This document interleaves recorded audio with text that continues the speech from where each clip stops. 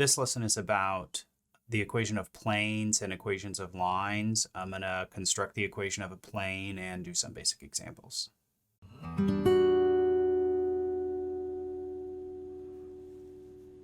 going to revisit the equation of a line now that we have our new model of vectors. Let's try to kind of synthesize our previous understanding using parametric equations and our new understanding using vectors. So in this setup, what I've got is a vector that points in the direction of a line and a point that the line passes through. Now, if you have a vector that points in the direction of the line, and I'm going to let C be the scaling factor here, and you look at all the possible different ways to rescale that vector, then what happens is that vector just gets longer or shorter. So that's going to give you all the points that are on that line as you rescale that vector. Except this line, when you just rescale a vector in standard position is always at the origin. So when you rescale that vector, it always goes through the origin. So what you can do is you can just add these other points onto the end of that vector. And the effect that that has is shifting your line around. So basically what you do is if you want a line that passes through a point, you can just sort of tack that point onto the end here. And then all of these coefficients of the vectors, in this case, t, is going to do the job of rescaling those vectors. So basically the way that I think of it, I like to think of it this way as a vector equation. This is as a vector equation. And these ones here, these are the parametric equations. I kind of like the vector equation a little bit better because in this case, this vector represents the direction of the line.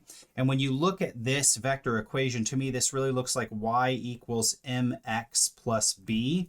In this case, m, the slope, represents the direction that you're going in, and x represents sort of all the ways that you rescale that direction. And then b is some kind of initial point. It's the location when x is equal to 0. And that really fits exactly with this piece of information right here. I'm not sure if you need to see me plug things into this formula as it appears, but let's do an example here. We're asked for parametric equations, and I give you a point, and I give you a vector, and the line is parallel to this vector, so that means that the vector points in the same direction as the line. So if we want parametric equations, the answer would be x of t is going to be negative 4t plus 1.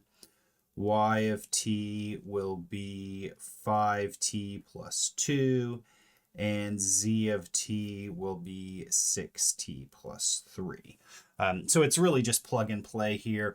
And then if we wanted to write it as a vector equation, we could write it like this: negative 4, 5, 6 times t plus 1, 2, 3. So I've turned this point P into a vector by doing final minus initial and using my initial point as the origin. So here is the solution as parametric equations, and then that one is the solution as vector equations.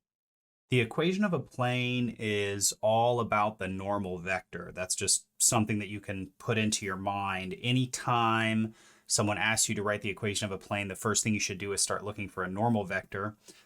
And we're going to rely on this fact right here. Again, it all roads lead back to the dot product. The dot product is equal to 0 exactly when vectors are perpendicular to each other. You might see the word orthogonal or normal.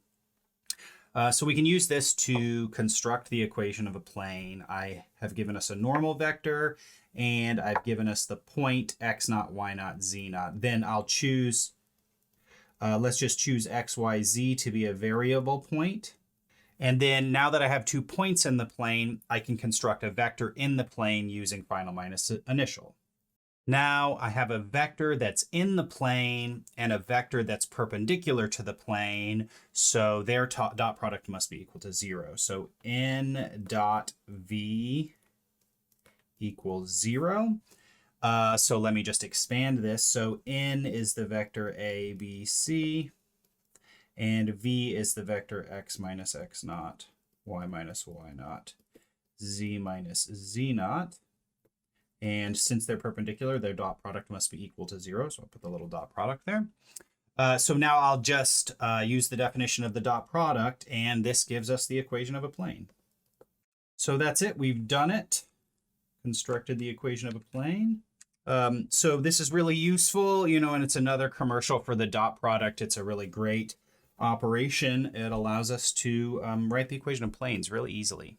Let's do a basic example of this. We're asked to write the equation of a plane, and this plane passes through this point and is normal to this vector. So this is a one-step problem. If you have a point and a normal vector, then you can just write the answer here. So the normal vector goes in as the coefficients of the sort of factors here.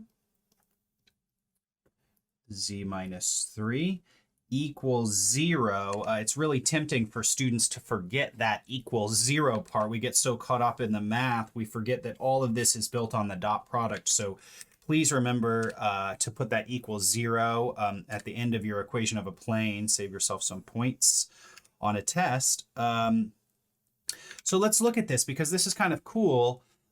This example actually shows us that this fact about planes and normal vectors goes both ways.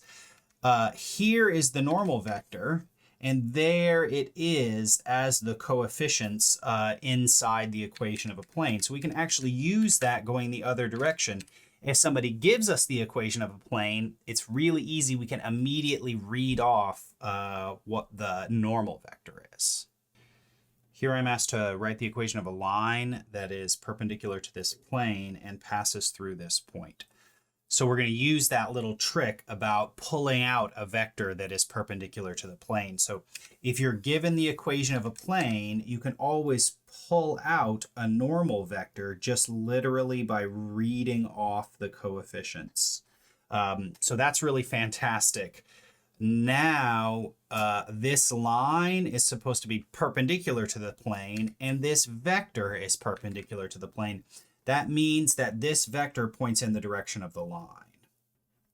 So that's it. We're done. Now we can just write the answer. So I have a vector that points in the direction of the line, so I'm just going to use that as the coefficients. And then the line has been shifted from the origin out to that point right there, so I'll just use those as the constants at the end. So negative 7t plus 0, and then z is going to be 5t plus 4. So problems about equations and planes, you can really mix them together a lot. And they pretty much all just rely on this fact that you can always just read a normal vector off of the coefficients of the plane.